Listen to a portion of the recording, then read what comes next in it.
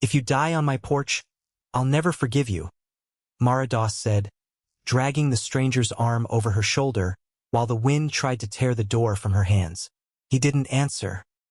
His lips were the color of ash, his eyelashes crusted white, and the only sound he made was a low, broken groan when his boot caught the threshold and his full weight dropped onto her. Mara staggered, planted her heels, and hauled him inside before the storm could follow them in. The blizzard had come down off the bitterroots like something with intent, erasing the horizon in under an hour. She'd gone out only to close the chicken coop, and instead found a horse standing riderless and shaking at the fence line, reins frozen stiff and 20 yards past it, a shape half buried in a drift that wasn't a shape at all until it moved. She kicked the door shut against the wind and let him slide to the floor by the hearth, chest heaving, snow melting off him in dark patches across her floorboards. Up close he looked younger than she'd guessed from a distance. Maybe 30, dark-haired, a jaw shadowed with 3 days of stubble, and a wound along his ribs that had gone rust-black with dried blood, not frostbite. Someone had shot him before the snow ever got the chance to finish the job. "Who are you?" she said, not really a question, more a fact she needed to establish before she let herself feel anything about it. He didn't answer that either. His eyes rolled half open, found her face, and something in them. Not fear, not quite gratitude, just recognition, like he was memorizing her, before they slid shut again. Mara had buried a husband 2 winters back and had learned, in the months after, exactly how much cold a person could survive if somebody simply refused to let them stop trying. She built up the fire until the cabin groaned with heat, cut the frozen shirt off him with her kitchen shears, and packed the bullet wound with clean rags soaked in whiskey she'd been saving for nothing in particular. His breath came shallow and ragged, catching every few seconds like a hinge that needed oil. Outside, the storm screamed against the shutters. Inside, she worked in silence, because there was no one left to talk to, and talking to an unconscious man felt like talking to herself, which she'd gotten used to but never liked. By midnight the wind had not eased and neither had his fever. She sat beside him on the floor with a wet cloth pressed to his forehead, watching the firelight move across a face that told her nothing. No letter in his pocket, no brand on his horse she recognized, nothing but a cheap tin ring on a leather cord around his neck, worn smooth from years of handling. Near dawn, his eyes opened again, clearer this time, and fixed on her with an intensity that made her sit back. "You should have left me," he rasped. "I considered it," she said, which wasn't entirely a lie, and for the first time since she'd dragged him through the door, something that might have been a smile moved at the corner of his cracked mouth before the fever pulled him back under. She didn't sleep. She kept the fire going and kept watch, and somewhere in the gray hour before sunrise she found herself wondering. Not who had shot him, though that question sat cold in her stomach, but why a man half frozen and bleeding had looked at her like he already knew her, like the two of them had unfinished business neither had started yet. When the storm broke 2 days later, the mountains stood white and silent under a hard blue sky, and the man was gone before she woke. The tin ring left behind on her pillow, and no name, no note, nothing but a boot print already filling in with fresh snow leading north toward the pass, toward wherever a man runs when staying alive means running. She should have let the sheriff know. That was the sensible thing, the safe thing, and Mara Doss had built her whole life since Thomas died on doing the sensible, safe thing. Mending fences before they broke, salting meat before winter, never once riding into town without her rifle across her lap. Instead she stood at her stove that morning frying eggs for one, staring at the tin ring she'd set on the windowsill, and made a decision that had nothing sensible in it at all. She wasn't going to tell anyone a wounded stranger had spent 2 nights bleeding on her floor. It wasn't hard to guess why. Bullet wounds in this country meant one of 2 things. A man had done something worth shooting him for, or someone wanted it to look that way. Either answer put her in danger for having helped him. But there was a third possibility that had lodged itself in her chest sometime during that long fevered night, stubborn as a splinter. That he hadn't run from justice at all, but from something closer to what had put Thomas in the ground. Men who decided who got to keep breathing and who didn't, and rode wherever they pleased to enforce it. She'd seen that look on Thomas's face too, in the last weeks. The looking over the shoulder look. The listening for hoofbeats look. Old Ezra Cobb, who ran cattle 2 ridges over and had known her since she was a girl in pigtails trailing behind her father's plow, Rode up that afternoon on some excuse about a stray heifer, though they both knew the real reason was the tracks he'd cut through the snow. One horse, one set of boots, both leading straight to her door and stopping. Storm brought somebody through, he said. Not quite a question. Eyes flicking to the porch where dark stains still marked the wood despite her scrubbing. Storm brought a lot of things, Mara said, and held his gaze until he looked away first, which he did because Ezra had always been more decent than curious, and decency in this country sometimes meant knowing which questions not to finish asking. He left without pressing further, but not before he told her, almost offhand, that riders had passed through Miller's Gulch 3 days back asking after a man matching a certain description. Dark-haired, wounded, wanted for something Ezra hadn't caught clearly, though the men asking hadn't worn badges, and that alone told her everything she needed. That night she sat by the same fire that had thawed the stranger's blood back into motion and turned the tin ring over in her fingers, feeling the worn place where a thumb had rubbed it 1,000 times before hers ever touched it. Whoever he was, whatever he'd done or hadn't, he had looked at her like a man memorizing a kindness he didn't expect to receive twice. She thought of Thomas, of the last morning she'd seen him alive, riding out to meet men he shouldn't have trusted, because trust was cheaper than suspicion, and he'd wanted, more than anything, to believe the world was fair. It hadn't been. She had buried that belief along with him. But watching a stranger fight for breath on her floor, she'd felt something crack open in her that 2 years of careful, sensible living had sealed shut. Not foolishness, she told herself, just the plain, stubborn fact that a person bleeding in the snow deserved to be pulled inside, regardless of what waited for them once they woke. By the time the fire burned to embers, her decision had hardened into something she wouldn't take back. If the riders came asking, she would tell them nothing. Not because she knew he was innocent. She didn't, not for certain. But because 2 years of widowed sensibility hadn't taught her to stop believing that mercy, offered once, was worth the risk of being wrong. She didn't know his name. She didn't know if he'd live to need her silence. But 3 nights later, when hooves sounded on the frozen road past her fence line, slow and searching, Mara Doss banked her fire, doused her lamp, and sat in the dark with her rifle across her knees, waiting to see whether the choice she'd made would cost her everything. The hoofbeats stopped at her gate. Mara counted 3 horses by the rhythm, maybe 4, and did not move from the chair she'd pulled against the wall beside the window, rifle steady across her lap, breath shallow, and even the way her father had taught her before she was old enough to understand why a girl needed to know how to hold still and quiet in the dark. A fist hit her door hard enough to rattle the hinges. "Ma'am, sorry to trouble you this late." A voice, pleasant enough on the surface, the way a rattlesnake's warning sounds, almost musical if you don't know what it means. "We're looking for a man. Might have come through in the storm. Hurt bad." She didn't answer right away. Long enough that she heard one of them shift his weight on her porch boards. Long enough to make her point without a word. She wasn't a woman who startled easy. "Storm took a lot of men that week," she finally called through the door. "Buried 2 travelers myself come spring thaw most years. Don't recall pulling anybody breathing out of a drift, if that's your question." A pause. Low murmuring she couldn't make out. "Then mind if we look around?" "I do mind," she said, and thumbed back the hammer of her rifle loud enough for the sound to carry through the door, a language that needed no translation. "This is my land and my home, and you're 3 strangers at my door past dark asking to come inside it. I expect you understand why I'll say no." Another pause, longer this time, the kind that told her they were deciding whether her nerve was bluff or bone deep.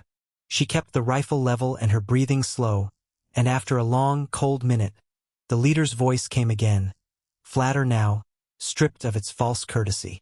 "You see him, ma'am, there's money in it. Good money. More trouble in hiding him than you'd want." "I haven't seen anybody worth hiding," she said, which was, by then, technically true, since the stranger had vanished into the mountains 3 days back and she had no earthly idea if he was alive to be found by anyone. The thought landed harder than she expected, a cold stone dropping through her chest. They lingered a while longer, boots creaking the porch boards, one of them trying the shuttered window before she barked at him to step back or lose the hand doing it. And eventually, grudgingly, the horses turned and the hoofbeats faded back down the frozen road, north, the same direction the stranger's boot prints had gone. She sat awake the rest of the night with the rifle across her knees, replaying the leader's voice, the money in it phrase that told her exactly what kind of men they were. Not lawmen chasing a fugitive but hired guns chasing a bounty, which meant whatever the stranger had done or not done mattered less than what he was worth dead or delivered. 2 mornings later, she found the horse. It was standing in the exact spot where she'd first found the stranger, reins trailing, one flank scored with a long shallow gash gone stiff with old blood, and for a moment her chest seized with the certainty that they'd caught him after all, that her silence had bought him nothing but a little more time before the same end found him anyway. She followed the horse's back trail on foot for nearly a mile before she found him. Collapsed against a rock outcrop half a mile past her fence line, a fresh wound torn along his shoulder, snow-packed pink beneath him, alive only because he'd had the strength, barely, to drag himself into what shelter the rocks offered before the cold or the blood loss finished the job the riders had started. His eyes opened when her shadow fell across him, and this time there was no fever fog in them, only raw, naked fear, the look of a man certain he'd finally been found by the wrong person, until he recognized her face, and something in his shoulders broke, not from pain, but from the unbearable relief of being wrong. "They'll come back," he managed, voice like gravel. "You should let me die out here. Save yourself the trouble twice." "I already told you," Mara said, getting her shoulder under his good arm and hauling him upright with a strength born of pure stubbornness. "I don't take kindly to repeating myself. Now walk or I'll drag you, and either way you're coming inside." His name, she finally learned that night, was Caleb Reyes, and the reason men were willing to pay good money to see him dead had nothing to do with the crime they'd hinted at and everything to do with a ledger. A rancher's ledger, proof of cattle stolen and rebranded across 3 counties. Evidence Caleb had carried off a dying partner's body after a betrayal that had left the man shot and Caleb blamed for it. "I didn't kill him," Caleb said, staring into the fire while Mara redressed the shoulder wound with hands that had stopped shaking somewhere around their second long night together. "But I was the only one there when he died, and the men who did it needed somebody to wear the blame. Easier than owning it themselves. And the ledger? Buried. Somewhere only I know." His jaw tightened, the same gesture she'd watched Thomas make 100 times when he was choosing which truths to hand over and which to keep locked behind his teeth. "If I hand it to the wrong sheriff, it disappears and so do I. If I hand it to the right one, maybe it means something. Trouble is, I haven't figured which is which and I've been running too long to trust my own judgment on it anymore." Mara didn't answer right away. She finished tying off the bandage, sat back on her heels and looked at him. Really looked, past the fever wreck of the man she'd first dragged through her door, to the one sitting across from her now, exhausted but steady, a man who'd had every reason to lie to her and hadn't. "My husband trusted the wrong men once," she said finally, surprising herself with how easily the words came. Words she hadn't spoken aloud to another living soul in 2 years. Rode out to meet them thinking fair dealing was something everybody wanted as much as he did. They shot him for his trouble and left him half a mile from this house. Close enough I could have heard if the wind had been right. Caleb's eyes came up to hers, steady, careful. "I'm sorry. I don't tell you that for sympathy," she said. "I tell you because I understand exactly what it costs to trust the wrong man, and exactly what it costs not to trust anybody at all." She nodded toward the ledger he hadn't described the location of, hadn't asked her to help hide, hadn't asked anything of her beyond the shelter she'd already given freely. "Scars mean it lived, Caleb. Doesn't mean it isn't still afraid." He reached up, unthinking, and touched the tin ring now looped back around his own neck. She'd returned it to him the moment he'd woken clear-headed enough to ask after it. "It was my sister's," he said quietly. "She died of fever when I was 12. It's the only thing of hers I kept. I don't rightly know why I left it on your pillow, except some part of me figured if I didn't make it out of these mountains, I wanted somebody to have proof I'd been a person once. Not just a name on a wanted bill." Something in Mara's chest, sealed since the day she'd buried Thomas, cracked further open at that, wider than it had 2 nights before. She didn't reach for his hand. She wasn't the kind of woman who reached first. But she didn't pull hers away when he laid his over it, tentative, testing, and neither of them said anything for a long while, the fire popping softly, the wind outside gentler than it had been in weeks, as if the mountains themselves had finally decided to hold their breath. "They'll keep looking," Caleb said eventually, low. "Coming here was reckless. Staying is worse. I should have been gone before you ever had to lie for me." You should have, she agreed. But you didn't, and I'm not sorry for the lying, so we'll leave it there. She studied the fire, then him. The ledger. Take it to Marshal Whitfield in Copperline, not the county sheriff. Whitfield buried his own brother over cattle men like the ones hunting you. He's the only badge in 3 counties I'd trust with proof like that. Caleb looked at her a long moment, something unspoken moving behind his eyes. Gratitude, maybe, or the first outline of a plan that included more than simply running. Come with me, he said, quieter than before. Not because you owe me anything. Because I don't much like the idea of riding away from the only honest thing that's happened to me in 2 years. Mara didn't answer that night. But she didn't say no either, and that, for both of them, was its own kind of promise. She didn't go with him that winter. Caleb rode out 3 days later, shoulder healed enough to hold a rein, the ledger wrapped in oilcloth and buried deep in his saddlebag, and Mara stood at her fence line and watched him go without asking him to stay, because some choices a person has to make with nobody's hand steadying theirs. I'll come back, he said, from the saddle, the tin ring visible at his collar. When it's finished. If you'll have me. I don't wait well, she told him, which was true, and also not quite a no.